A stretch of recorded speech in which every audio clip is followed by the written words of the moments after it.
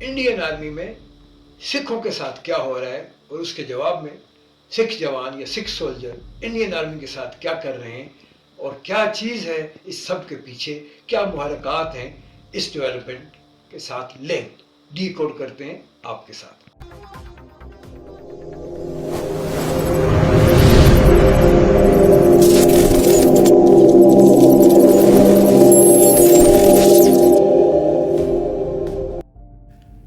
تو بات کچھ یوں ہے کہ انڈین آرمی نے لگ بھگ 2 دن پہلے ایک میڈیا کے ذریعے بہت بڑی اپیل لانچ کی ہے، بڑی ایموشنل سی اپیل لانچ کی ہے، جس میں وہ اپنے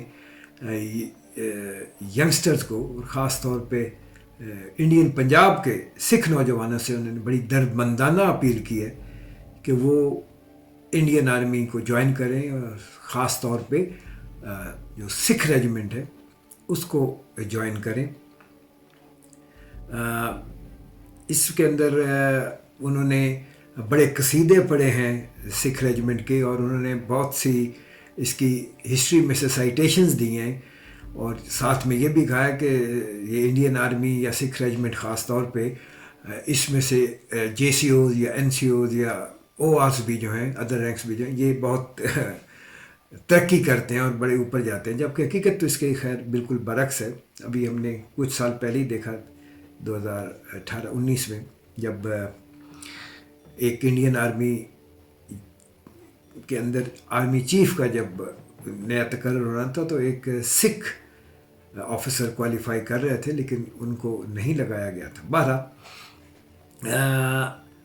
یہ اپیل جو ہے، اس اپیل سے کوئی تقریباً 9-10 مہینے پہلے انڈین آرمی کی ویسٹرن کمانڈ کے جی او سی ان چیف جو ہیں، وہ انڈین پنجاب کے چیف منسٹر مسٹر من سے ملاقات کی انہوں نے، اور ان کو کہا کہ وہ انڈین آرمی کی مدد کریں اور سکھ جوانوں کو، نوجوانوں کو موٹیویٹ کریں کہ وہ انڈین آرمی کو جوائن کریں، کیونکہ انڈین آرمی کے اندر ایک نیا سنڈروم آیا۔ پہلے تو آفیسر شارٹیج تھی، اب جوانوں کی شارٹیج بھی شروع ہوگی، سپاہی وغیرہ بھرتی ہونے بھی کوئی نہیں آگے بڑھ رہا، اور خاص طور پہ یہ جو تنزلی ہے یہ انڈین پنجاب سے سکھوں کی طرف سے نظر آ رہی ہے، اور اس کا بھی ایک بیک گراؤنڈ ہے جو ہم نے ڈی کوڈ کیا ہے۔ آپ کو یاد ہوگا کہ 2010 میں غالباً اس وقت کے Indian army chief general Deepak Kapoor نے اس وقت کے Indian national security adviser Narayan کے ساتھ مشاورت کے بعد انڈین ملٹری انٹیلیجنس کے اندر ایک نیا یونٹ بنایا تھا، ایک نیا سیٹ اپ بنایا تھا، اور اس کا نام رکھا گیا تھا ٹی ایس ڈی یعنی ٹیکنیکل سپورٹ ڈویژن، اور بتایا یہ گیا تھا کہ یہ انڈین آرمی کی ملٹری انٹیلیجنس کا یہ ونگ جو ہے، جو ایک لیفٹنٹ کرنل یا کرنل بخشی کے انڈر کمانڈ تھا، یہ counter terrorism operation with in India کرے گا، اور انڈیا سے باہر جا کے پاکستان میں بھی یہ بہت سارے آپریشنز کرے گا۔ لیکن وہ چیزیں تو نہ ہو سکیں، اور جنرل وی کے سنگھ جنہوں نے جنرل دیپک کپور کے اس برین چائلڈ کو پریکٹیکلائز کیا تھا، ان کے جانے کے بعد اس کو 2012 میں غالباً ڈسبینڈ کر دیا گیا، اور بڑی ہم نے سنا کہ ان کے جو ممبرز تھے، اس کے جو کرنل بخشی اور ان کے جو فیلو آفیسرز تھے، ان کے ساتھ بہت برا سلوک بھی بعد میں ہوا۔ لیکن ایکچولی چیزیں یہاں پہ رکی نہیں۔ یہ ٹی ایس ڈی جو ہے یہ انڈین ملٹری انٹیلیجنس کے اندر ایک نئی شکل میں وجود میں رہا، اور یہی اسی طرح کے ایلیمنٹس جو انڈین ملٹری انٹیلیجنس کے تھے وہ کرنل پروہت، سری کانت پروہت کی شکل میں بھی سامنے آئے، جنہوں نے سمجھوتا ایکسپریس جیسے ٹیررزم کے انسیڈنٹ میں بڑھ چڑھ کے حصہ لیا، اور جنہوں نے ابھیناو بھارت جیسی ایک پولیٹیکل اور religio political outfit Indian army کے اندر بنائی، اور بہت سارے جرنلز اور بریگیڈیئرز ان کے ساتھ تھے، اور اس کو ممبئی اینٹی ٹیررزم اسکواڈ کے چیف ہیمت کرکرے نے ایکسپوز کیا تھا، جن کو بعد میں مار دیا گیا۔ تو ہوا یہ کہ یہ ایک ریت تو جو پڑی، لیکن اس کے ساتھ ساتھ یہ TSD کی طرز کی جو ایک چیزیں اسٹیبلش ہونا شروع ہو گئی انڈین آرمی کے اندر یا انڈین ملٹری انٹیلیجنس کے اندر ان پرٹیکولر، تو ان کو پھر ڈفرینٹ آرمی چیف جو ہیں وہ حکومت کے کہنے پہ ڈفرینٹ طریقے سے یوز کرتے آ رہے تھے. اور لیٹلی اس کا جو سب سے زیادہ مس یوز آپ کہیں ہوا تھا وہ تھا سکھ آفیسرز اینڈ سکھ سولجرز کی مانیٹرنگ اینڈ ایکیوٹ سرویلنس. یہ بات سامنے آئی تھی کہ سکھ افسروں اور سکھ سولجرز کے تمام جو تھے سوشل میڈیا اکاؤنٹس، ان کے جو موبائل فون ڈیٹا جو تھے، اس کے علاوہ ان کی ای میلز تھیں اور ان کی جو ریگولر کال ڈیٹا تھے، یہ سب مانیٹر ہو رہے تھے. اور ان کی سانسیں تک دعویٰ کیا جا رہا تھا انڈیا کے اندر بعض حلقوں سے کہ ان کی سانسیں تک گنی جا رہی تھیں. اور پھر جب سے یہ خالصتان ریفرینڈم والا سلسلہ دنیا بھر میں شروع ہوا، اس کے بعد تو اور زیادہ سختی کر دی گئی. اس چیز کی وجہ سے بہت سارے جو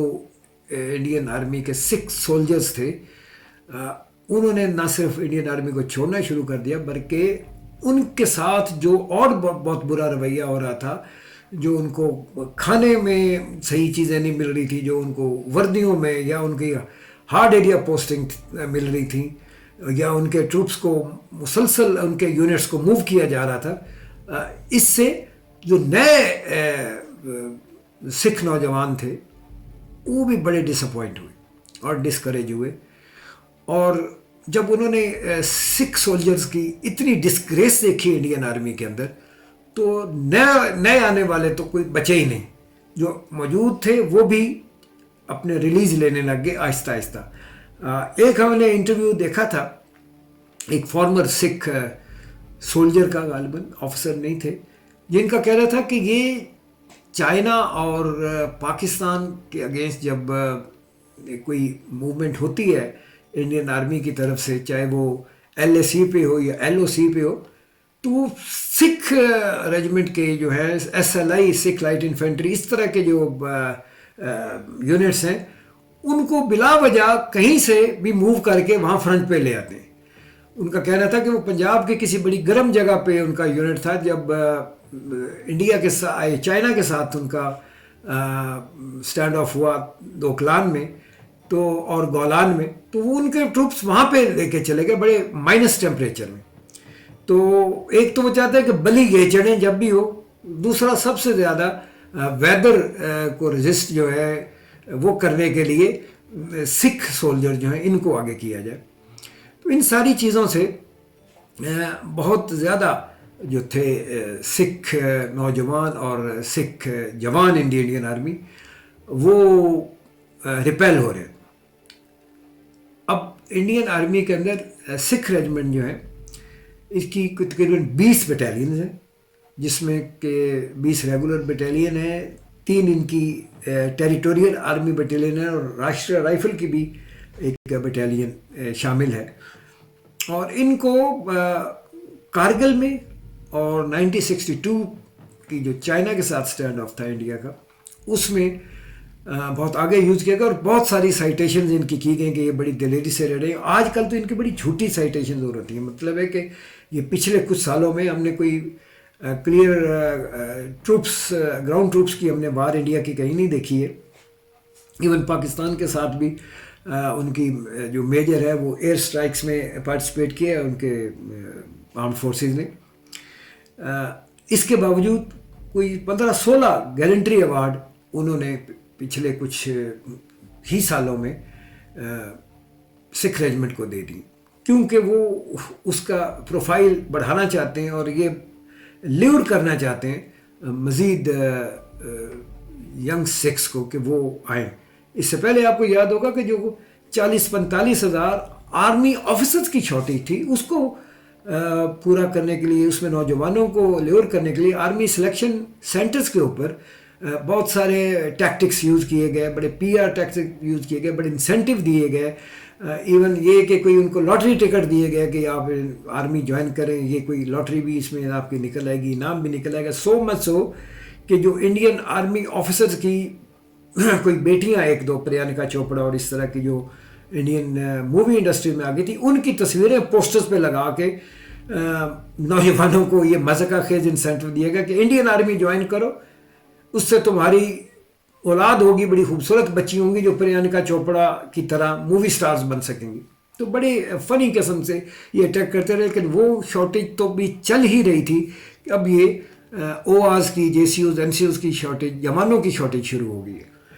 تو جو مائنورٹی کے ساتھ انہوں نے رویہ رکھا ہوا ہے انڈین آرمی کے اندر، جو انڈین آرمی کی پالیسیز چل رہی ہیں، جس طرح انڈین آرمی کو ہزیمت اٹھانا پڑ رہی ہے، ڈیفیٹس مل رہی ہیں انڈین آرم فورسز کو مل رہی ہیں، تو آگے یہ نظر آ رہا ہے کہ آنے والے کچھ دنوں میں یہ صرف سکھ سولجرز ہی ریپیل نہیں ہوں گے، سکھ سولجرز کی ہی کمی نہیں ہوگی انڈین آرمی کو، بلکہ کتنے ناگا سولجرز، کتنے میزو سولجرز، کتنے تقریباً 3 درجن کے قریب آزادی کی تحریکیں چل رہی ہیں پورے انڈیا کے اندر، اور ان سب علاقوں سے آئے ہوئے جو ان تحریکوں کو شاید حمایت نہیں کرتے تھے، وہ بھی اب چھوڑتے ہوئے ریئلائز کر رہے ہیں کہ وہ تحریک جو ہیں وہ بالکل صحیح چل رہی ہیں، اور بہت زیادہ شارٹیج انڈین آرمی کے اندر اگلے 2 سے 4 سال کے اندر نظر آ رہی ہے ڈیفنس اینالسٹ کو. تو دیکھتے ہیں اس سیل میں کیا ہوتا ہے. سی یو سون، گڈ ڈے.